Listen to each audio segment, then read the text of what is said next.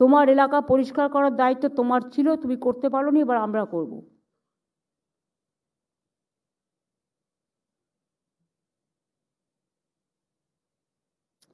প্রদীপদার মলয়ের ইনফরমেশনের জন্য বলছি, আমি দুর্গাপুরে যিনি প্রেসিডেন্ট আছে আইএনটিউসি, আমি চেঞ্জ করব, আইএনটিটিউসি। এবং গ্রাফাইটের প্রেসিডেন্ট আমি ঋতব্রতকে এখন আপাতত করতে বলেছি। আমাকে হলদিয়াতেও চেঞ্জ করতে হবে,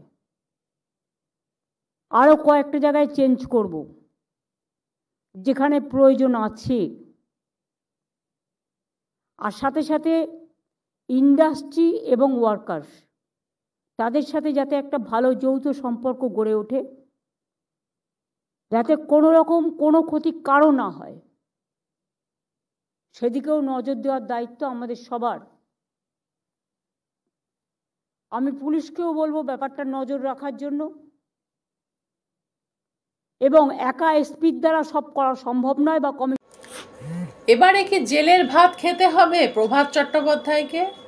তৃণমূলের একই অবস্থা। দুর্গাপুর বার্তা। কিছুদিন আগেই প্রাক্তন কাউন্সিলর প্রিয়াঙ্কি পাজার স্বামী রিন্টু পাজাকে পুলিশ গ্রেপ্তার করে। তারপরে প্রাক্তন কাউন্সিলর মানস রায় খেয়ে এসেছেন জেলের ভাত। এবারে কি ৭৩ বছর বয়সে দাপুটে শ্রমিক নেতা প্রভাত চট্টোপাধ্যায়কে কি জেলের ভাত খেতে হবে? চর্চা চলছে শিল্পাঞ্চল জুড়ে। প্রভাত চট্টোপাধ্যায়কে এদের সাথে মেলালে ভুল হবে।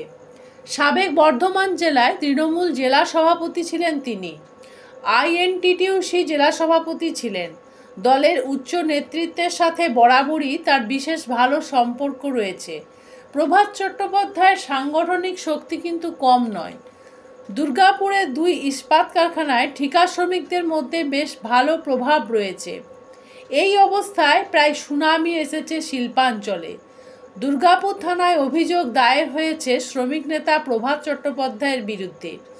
ভারতের ন্যায় সংহিতার 420, 406, 378-4, 316(2) ধারায়, যার অর্থ প্রতারণা হয়েছে অভিযোগকারীর বিরুদ্ধে। আমরাই গ্রামের শেখ লোকমান দুর্গাপুর ইস্পাত কারখানার ঠিকা শ্রমিক ছিল। তার কাজ চলে যায় 6 মাস আগে। কাজে পুনর্বহালের জন্য তদবির করে সে। মসিয়া হিসাবে নাকি উঠে আসে প্রভাত চট্টোপাধ্যায়ের নাম। অভিযোগকারীর দাবি 2.5 লক্ষ টাকা দেওয়ার কথা হয়।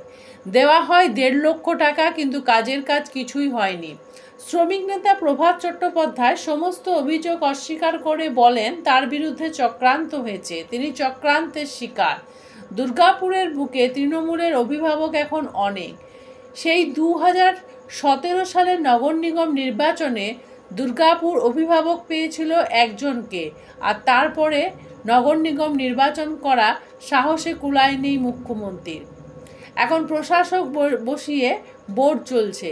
যদিও মুখ্যমন্ত্রী একসময় বলেছিলেন একজন ছাড়া সবটাই অপদার্থ, কিন্তু পরিবর্তন হয়নি অপদার্থদের, আনা হয়নি পদার্থদের।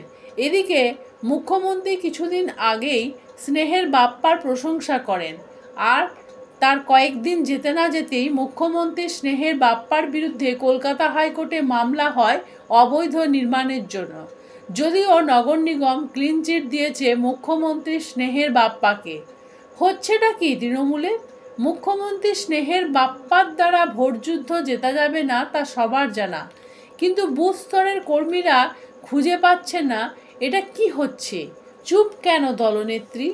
তার স্নেহের জোন থেকে শ্রমিক নেতা সবার বিরুদ্ধেই আসছে অভিযোগ, আর সেসবেই মজে দুর্গাপুর শিল্পাঞ্চলে কি 2026-এ বিধানসভা নির্বাচনে 2টি আসনে কি হারাবে তৃণমূল? হচ্ছেটা কি তৃণমূলের অন্দরে? চলছে চর্চা।